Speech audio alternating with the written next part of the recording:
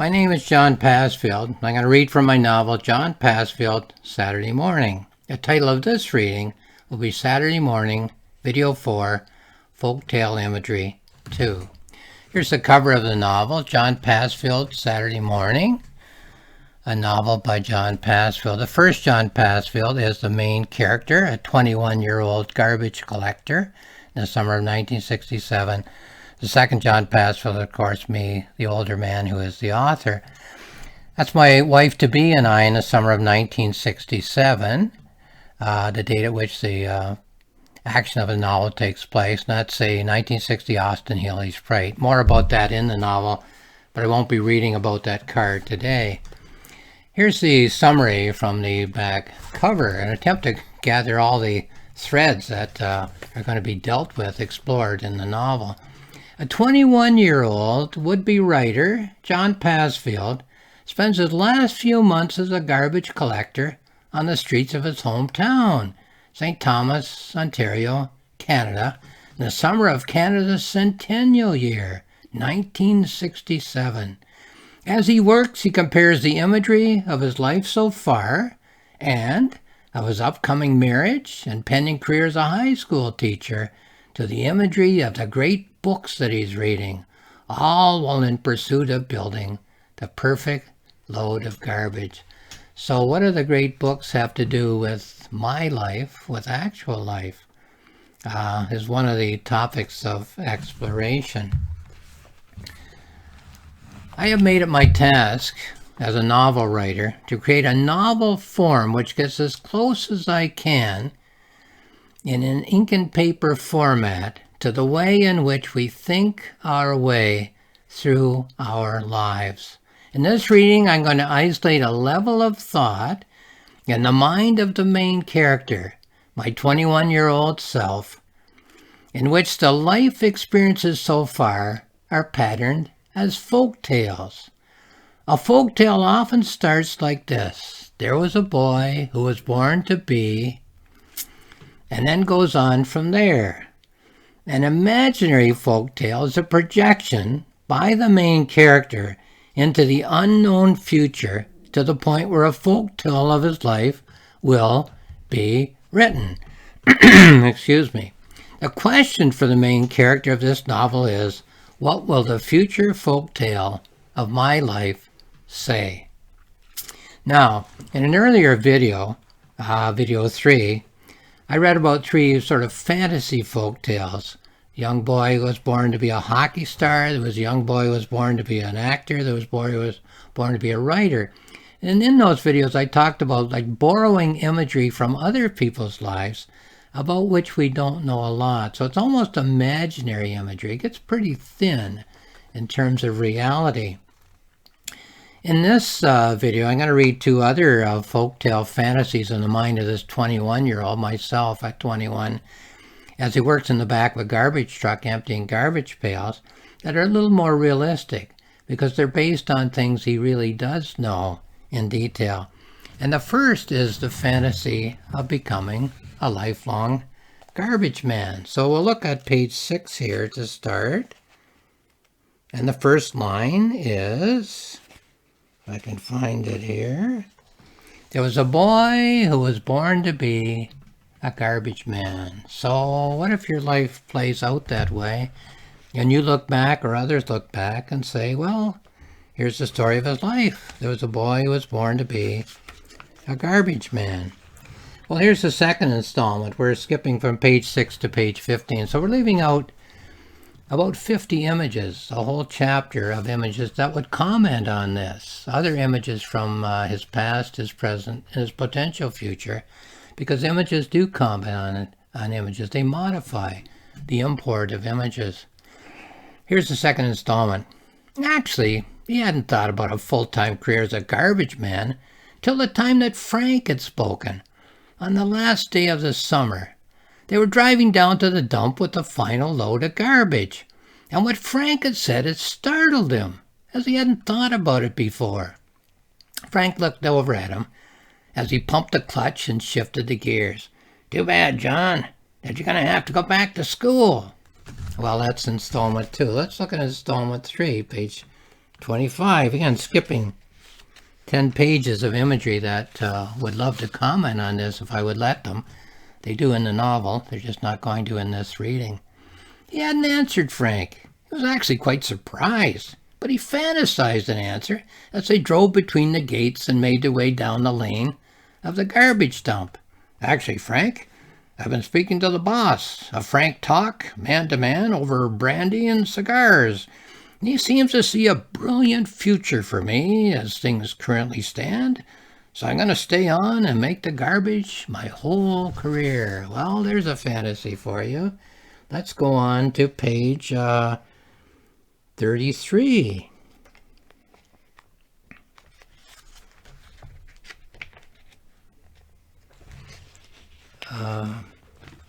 Sorry, 34.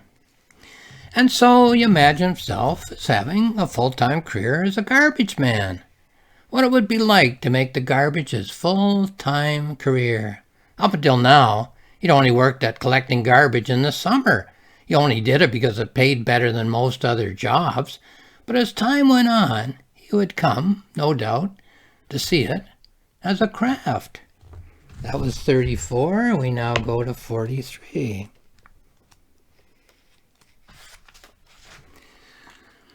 The winters would be crisp and cold, the sun would sparkle on the snow, his breath would be a white cloud as he walked along the streets, the chains would jingle on the tires of the cars.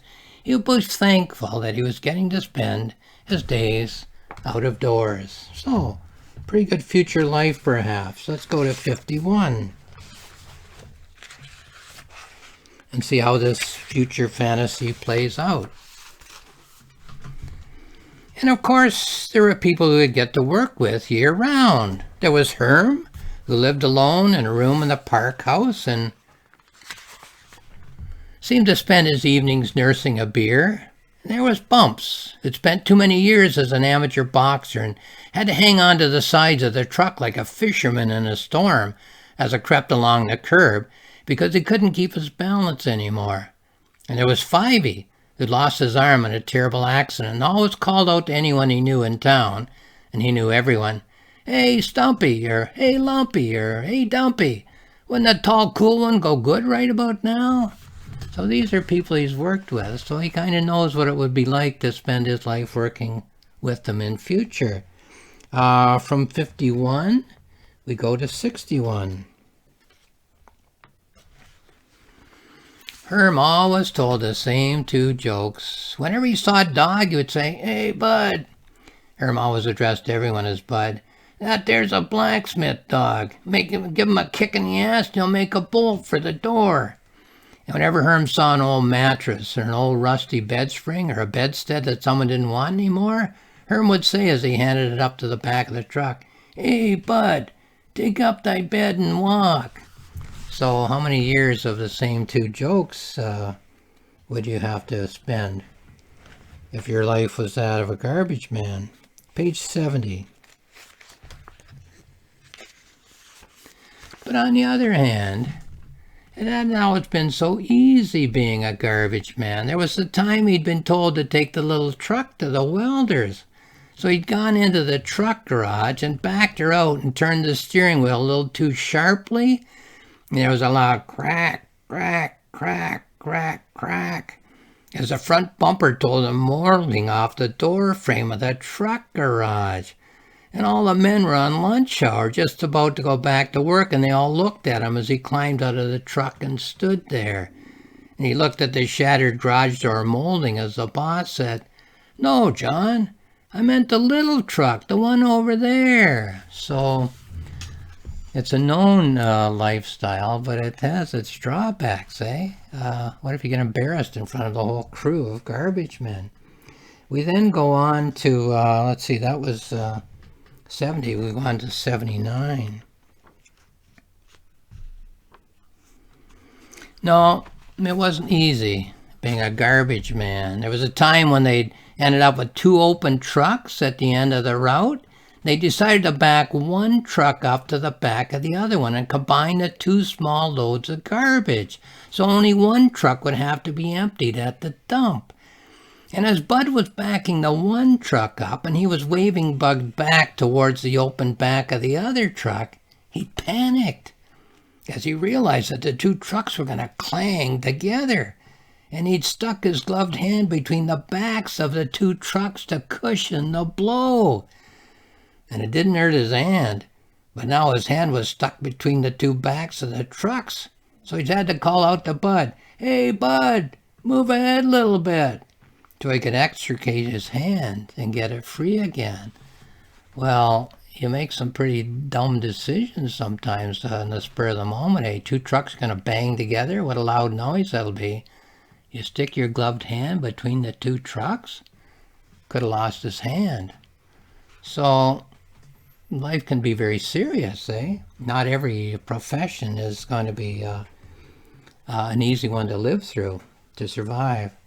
We go to page 88 in this fantasy of what it would be like to not just be a summer-only garbage man, but a lifelong garbage man.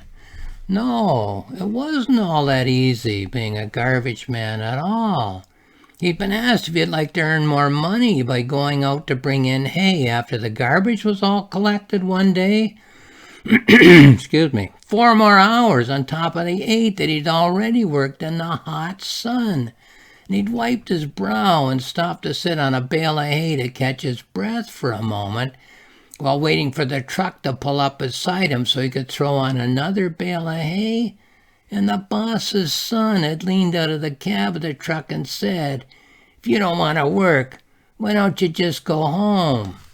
So like 12 hours in the hot sun, is that the kind of life you want for yourself when you're figuring out what you'll do with the rest of your life? 97. So we think with imagery, and sometimes we think with what you might call negative imagery, would you? Or dead-end imagery, or I don't want this imagery to become the reality of my life imagery. There's all different categories of imagery, eh? And there was another time when he'd been haying, and he had a load of hay bales on an open truck that reached up to the sky. And he'd pulled into the driveway between the truck garage and the barn, and he'd forgotten about the height of his load. And he'd ripped out all the electrical wires that ran between the truck garage and the barn. And he'd realized that if the load had caught fire, he'd have perished in a truckload of burning hay. So again, this is a world he knows. He's fantasizing a future, but he's basing it on actual information that he knows personally. And it's not all that positive. 105 has a lot of negative potential, I guess, eh? Negative potential imagery is a category. 105. There was a time when he'd been sent out to the new car factory with an open truck, and he'd been told to bring the discarded packing crates from the new machinery to the dump. And he'd been told that all he'd have to do is to wait while the rubber-tired train brought the discarded packing crates and the forklift raised them and dumped them into his truck. And then, when he got there to the new car factory, the rubber-tired train kept bringing cartloads of packing crates, but the forklift was busy somewhere else in the new car factory. And so he'd spent the whole 8 hours climbing down into rubber-tired cart after rubber-tired cart and heaving huge splintered packing crates up and over the sides and into his truck, and then climbing down into his truck and trying to rearrange the splintered crates so as to make a half-decent load in the back of his truck so he wouldn't have to take a half load down to the dump. So sometimes the easy experiences become the really unpleasant experiences. Then we go on to 115 in this fantasy of this possible future lifestyle. And there was a time he'd been sent out to the roller bearing factory and told to bring home a truckload of barrels of used oil and empty them in the dump. Those were different times, ecologically. And the forklift kept loading the barrels of oil on the back of his truck until it was full. And when he'd asked the forklift driver why the barrels were so full, the forklift driver just shrugged.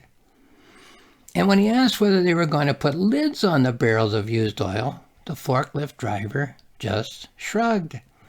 And so he'd driven as slowly as he could, about 1 mile an hour from the factory to the dump, stopping every few truck lengths to wait for the barrels of oil to stop sloshing and spilling oil out onto the street. And partway down to the dump, the boss had driven up the street and stopped and told him that the secretary had been getting phone calls complaining that one of our drivers was driving so fast that he was slopping oil all over the street. So sometimes it's not your fault, but life is very difficult, eh? That was 115. And now we go to 123. Of these images based on realistic experience of a potential future. And there was a time when he'd been sent with a truckload of topsoil out to the new survey. And he'd been given the address and told to dump the load of topsoil in the backyard. And when he got there were loads of topsoil at the side of the house, so he couldn't reach the backyard. And there was a new driveway at another new house on the other side, so he backed up on the new driveway next door, and then cut between the neighbor's new garage and the house, where he'd been told to leave the load of topsoil in the backyard. And then, suddenly, the whole truck tipped sideways in some soft soil and threatened to crash through the wall of the house that had ordered the load of topsoil. It was a new survey, so he had to run from empty house to try to find someone who was home and living in a new house and had a phone. No cell phones in those days. And the boss's son had come up with a Jeep and hooked a chain on the bumper of the dump truck and ground 4 deep holes in the asphalt of the next door neighbor's new driveway. And then when the big tow truck had been called and solved the problem, they had cleaned up the load of topsoil and everyone had driven away. And no one had left a note telling the owner of the house next door who was responsible for digging 4 big holes in the asphalt of his new driveway and whether anyone was going to pay to repair it or not. So things happen in these lifestyles that you can't control. Is it your position to say to the boss, wait a minute, while I put a note with your name and phone number on the door telling him you ruined his driveway? So you get involved in a lifestyle, and it's a package. A lot of negatives come with the positives. So that was 123, I guess. 133 in this fantasy based on reality of a lifestyle that he knows a lot about from having worked in the summers. And then there was a time early in his career when he was the second lowest man on the totem pole. And the lowest man was the young guy, a medical student, who had told the other men that he was going to be a doctor someday, and so they'd called him Young Doc for the rest of the summer. And every day, for a week, Young Doc was sent to clean out a latrine. And every day the doc came back to the yard stinking of human waste. And the question was, day after day, for a week, as to whether the doc would quit or phone in sick someday, and the second lowest man on the totem pole would be called upon to go and take the doc's place. And every day, for a week, to the credit of the medical profession, the doc showed up at the yard with clean clothes and a smile and was sent off to continue shoveling out the latrine. So no matter what happens to you, worse could happen. It didn't on that occasion. Okay, I think we're ready for the last installment of this fantasy. What it would be like to do something you've done for 5 summers for the rest of your life. No, it wouldn't be easy having a career as a garbage man. Actually, though, he'd only thought about it for a few moments at the end of one summer, when Frank had suggested to him as they were on their way to the dump. He didn't say anything to Frank, but he decided that garbage collecting didn't strike him as a good choice for a lifelong career.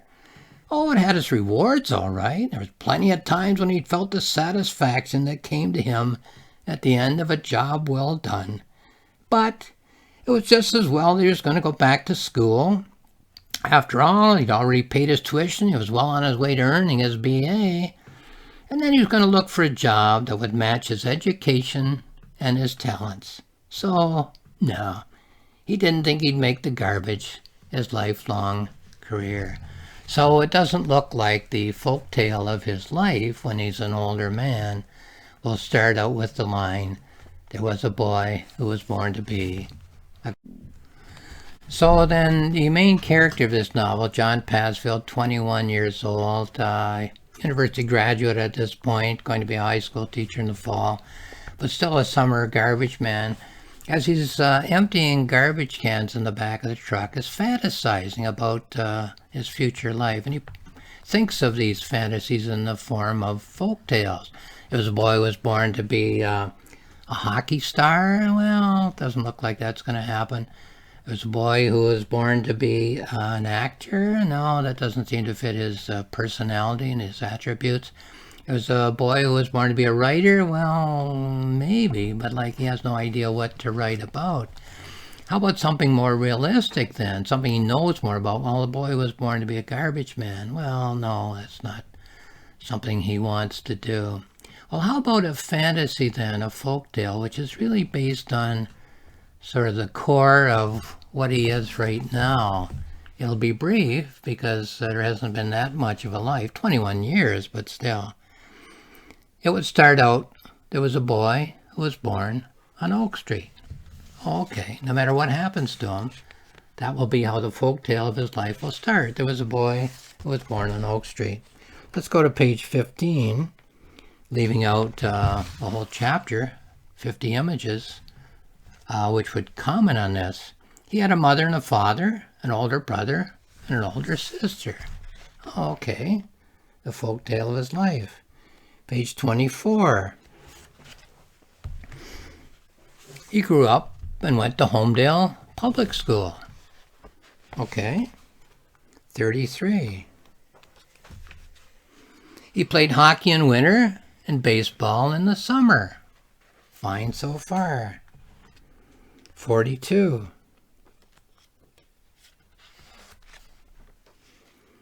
The family spent a lot of time at the beach. 51. He grew up and went to high school. Fine so far. 60.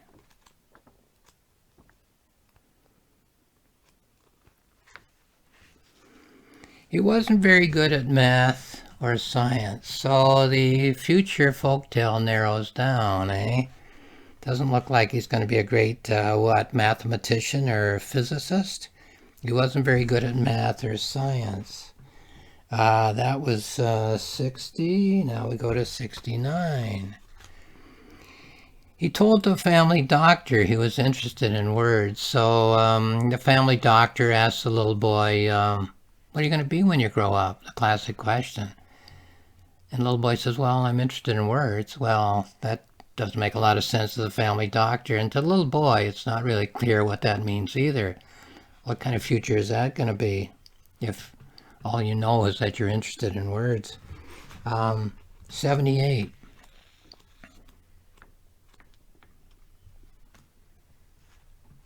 Oops, wait a minute here. Here we are.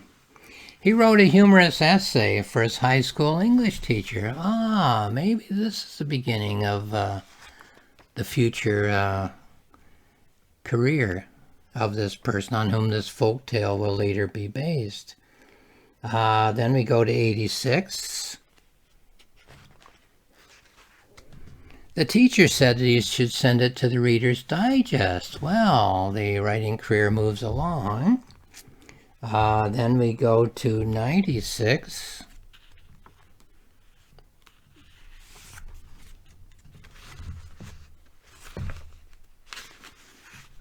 The Reader's Digest said that the essay wasn't for them. So, false start on that career, the writing career. 105. He graduated from high school and went to university. 114. He took every English course he was allowed to take, English literature, of course. 123. He read all the books that interested him. 133.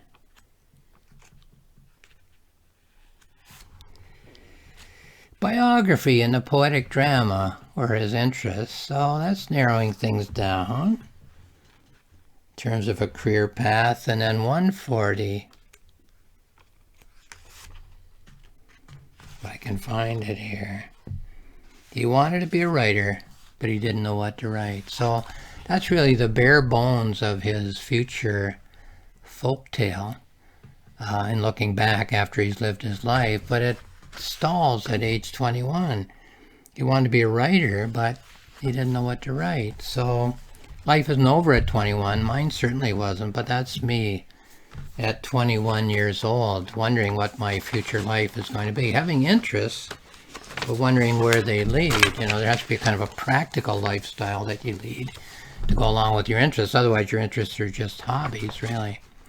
As we think our way through life, we create layers of imagery in our minds, imagery of experience that we can compare and contrast as these image arcs are juxtaposed, one with the other, in a many-layered image pattern of thought. So all these fantasies, for instance, 4 or 5 of them are all juxtaposed, put side by side, and they interact, parallels and contrasts, realistic, unrealistic, possible, impossible, looks good, doesn't look good. These image arcs are made up not of prose statements, but of stories, both experienced in the past and projected as possible future events. In addition to drawing on memory and conscious fantasy, we also make up dream movies in our minds that offer themselves as layers in the image patterns that we are creating, that offer themselves as potentially significant imagery in the interpretation of the meaning of our lives. Now, as our minds think in patterns which juxtapose layers of imagery, so too my novels are written in patterns which juxtapose layers of imagery. Any other form of the novel, the prose novel of event and conscious thinking, surface thinking, is to me inadequate as an artistic response to life, simply because it ignores the complexity of our mental response to life, a response which is, at the deepest level, an image response. Now, the novel is John Passfield, Saturday Morning. It is available on Amazon. It's also available at my publishers, rocksmillspress.com, rocksmillspress.com, all one word. And on my website, johnpassfield.ca, all one word, johnpassfield.ca. There's 2 books for free access. One's the planning notebook, how I thought of, structured, planned, and wrote this novel, John Passfield, Saturday Morning. The other book is a journal, what I thought of the novel and my accomplishment as I was reading over the rough draft and polishing it. So those 2 are available for free. johnpassfield.ca. Click on the planning notebook icon of Saturday Morning. Click on the journal icon Saturday Morning. You'll have them there on your screen. Lastly, I'll say thank you for watching this video.